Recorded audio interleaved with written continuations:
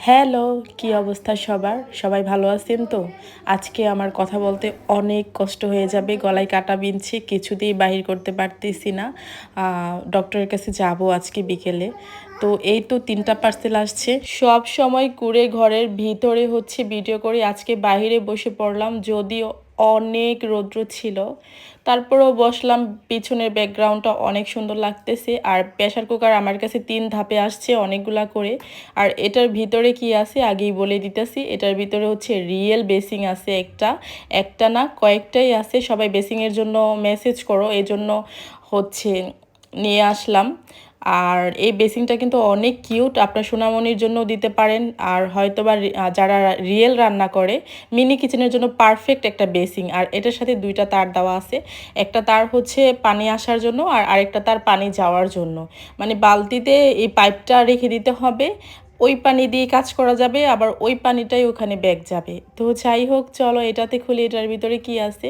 এটার ভিতরে হচ্ছে প্রেসার কুকার আছে।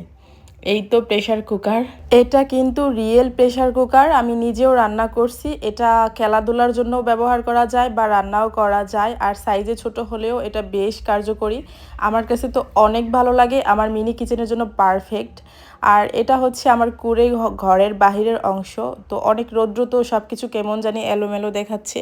আর এটা আমার কিচেনের জন্য নিয়ে নিলাম এই ঝাঁপিটা আর হচ্ছে বেলুন ফিরাটা।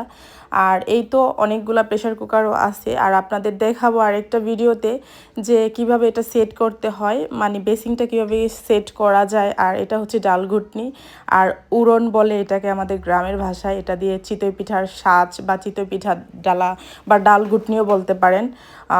সেই সাথে হচ্ছে আপনার এই যে বেসিংটা দেখেন কতটা কিউট, আমার কাছে এত ভালো লাগে এই বেসিংটা। এবার এটা খুলে ফেলি, এটার ভিতরে কি আছে একটু দেখি।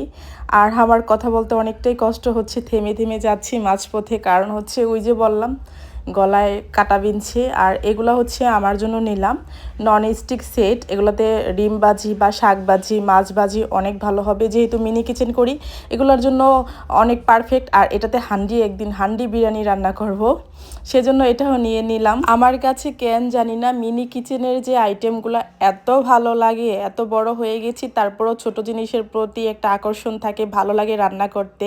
কিন্তু রান্না শেষে যে কালি ধোয়া এগুলা ভালো লাগে না, একটু পরপর চুলা নিভে যায়, তারপরও কষ্ট করে রান্না করি।